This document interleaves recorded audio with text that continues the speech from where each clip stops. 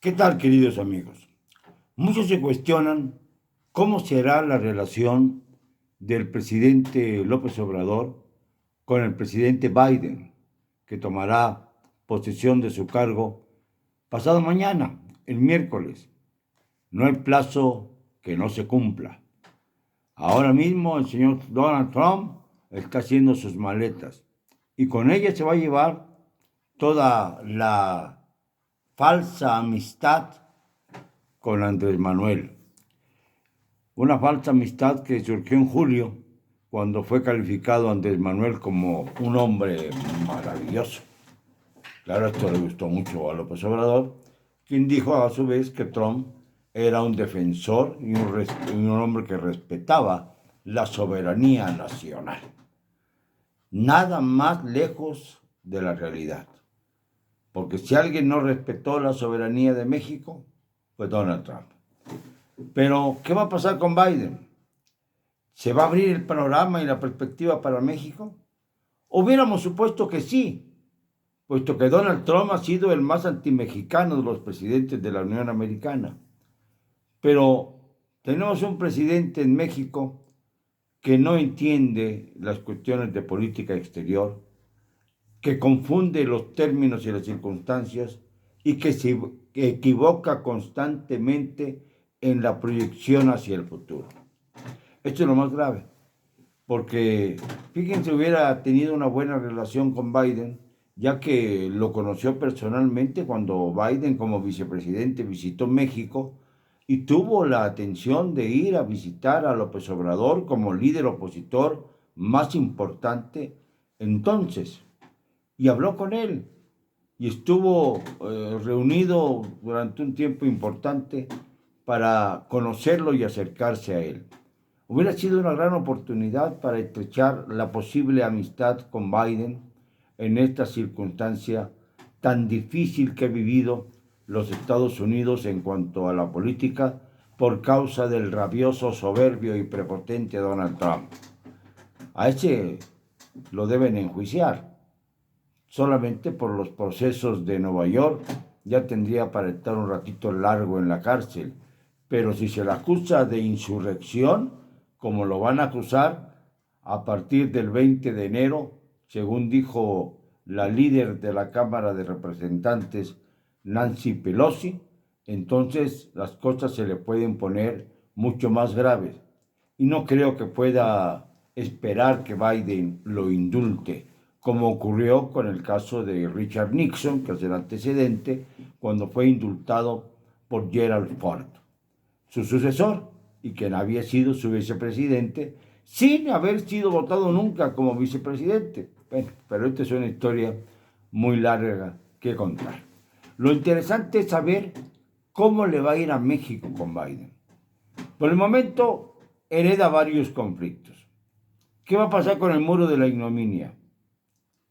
Dice Trump que lo estamos pagando los mexicanos, pero no dice cómo.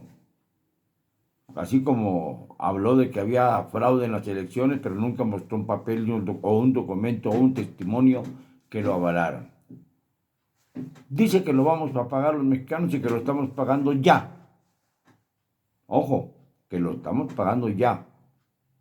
¿A manera de qué? ¿Cómo? Y desde luego, ¿por qué? Estas son las preguntas que saltan inmediatamente en cualquier investigación periodística. No, los mexicanos no estamos pagando por el muro, pero Trump en su discurso ha dicho lo contrario. Y nunca lo ha desmentido López Obrador, lo que abre la sospecha.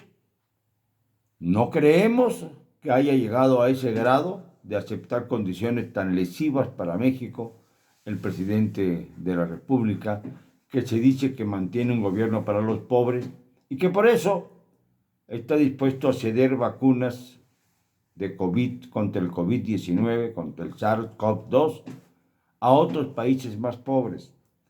Primero, presidente, resuelve el problema de México. Primero, que se vacunen los mexicanos con el dinero de los mexicanos que usted administra. Y después, ayudamos a quien quieran. Pero primero resuelve el problema de la pandemia en México. No se ande por las ramas. ni queriéndose justificar con golpes de pecho de que usted es el gran samaritano de la vida internacional, porque eso no es cierto. Me temo que la relación con Biden va a ser mucho más tensa, porque Biden no es un hombre que se tiente el corazón para actuar por impulsos o por caprichos, como ocurrió en el caso reciente del general Salvador Cienfuegos Cepeda. Ya nada más falta que el señor López Obrador acuse directamente a la Casa Blanca, pero no se atreve ahora, por haberle hecho pasar un mal rato al general Cienfuegos. ¿Fue la DEA? La DEA dice que sí, que tiene documentos serios, no los que ha presentado el gobierno de México, no los pantallazos, como dice Marcelo Ebrard, del canciller, sino pruebas de fondo, porque por pantallazos no van a capturar a un general de división del Estado Mayor, es decir, es un general de 4 estrellas y que además fue secretario de la Defensa Nacional, diplomado de Estado Mayor. Y esto, pues debió haber sido motivo para que Estados Unidos avisara siquiera al presidente López Obrador de que iban a proceder contra un alto jerarca de la milicia, quien además es maestro, fue el que impulsó a Luis Crescencio Sandoval, el actual secretario de la Defensa Nacional, hacia el cargo que ocupa dentro del gobierno de la Cuarta Transformación. Todo está enredado, pero todo se comunica. Hay vasos comunicantes. Yo nunca había visto, te lo digo sinceramente, desde que tengo uso de razón, que se devolviera a México a un presunto criminal al que le han fincado delitos concretos en los Estados Unidos, que se le devolviera a México sin que México tuviera un acta de aprehensión para justificar la extradición oficial del personaje. Esto no se había dado. Tampoco se había dado el caso de que hubiera un conflicto de migrantes que tienen el sello del expresidente Manuel Zelaya de Honduras, quien está financiando a estas caravanas como un acto de venganza personal contra el canciller Marcelo Ebrard, quien se casó con la embajadora que era de Honduras, Rosalina Bueso. Y esto tiene sus vericuetos también. Pero es el caso de que ahora nos atacan nuevamente con esta caravana de migrantes que por fortuna, por el momento, está detenida en Guatemala con el uso de la fuerza. Hasta gases lacrimógenos han tirado para que los migrantes se replieguen. Pero no será suficiente. Se ha desplegado también un importante número de efectivos de la Guardia Nacional en la frontera con Guatemala. Es decir, la política migratoria de México pende del hilo de las condiciones que están imponiendo los Estados Unidos. Y sobre todo porque sabe Andrés Manuel López Obrador muy bien que aún si les autorizara el paso por México, con toda la gravedad de la pandemia que se está viviendo, tendrían que refugiarse en Tijuana, como ya ocurrió en aquello que se formó llamado Honduritas, que tanto presumieron los hondureños que estaban emigrando hacia los Estados Unidos, porque le daban de todo, es decir, vivían en una colonia en la que nadie trabajaba, pero todos comían a expensas de nuestro gobierno.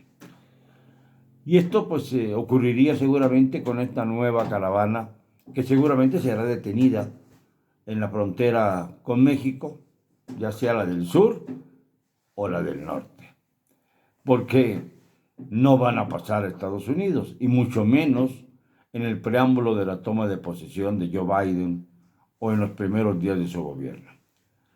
Esto debió haber quedado asentado, debió haber una comunicación más expedita entre gobernantes de naciones vecinas, y no fue así por la torpeza con la que se manejó diplomáticamente mal, desorientada, toda esta polémica sobre la validez de las elecciones en los Estados Unidos, que puso en ridículo a la democracia estadounidense.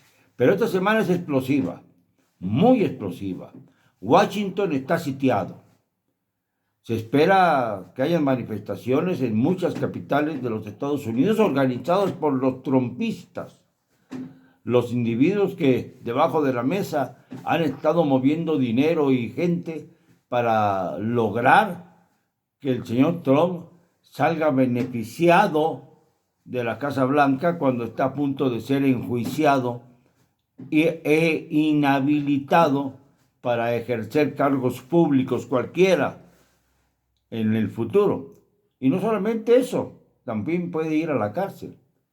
Esto lo sabe bien el señor Trump y aún así se encapricha en salir a última hora de la Casa Blanca. Pero va a salir, ya no le quedan más que unas cuantas horas para negociar. ¿Y qué va a negociar hoy o mañana? Ha perdido totalmente la pelea. Y en esto, pues tendría que tomar también una postura el presidente de México, porque la relación con los Estados Unidos ha sido siempre fundamental para este país. Lamentablemente, porque somos una nación satélite, pero lo somos. No tenemos manera de eludir una realidad tan grande como esta. Dependemos económicamente de los Estados Unidos y de la economía de los Estados Unidos. Dependemos de su comercio y dependemos políticamente también de las directrices de la CIA y de todas las demás agencias de inteligencia de los Estados Unidos.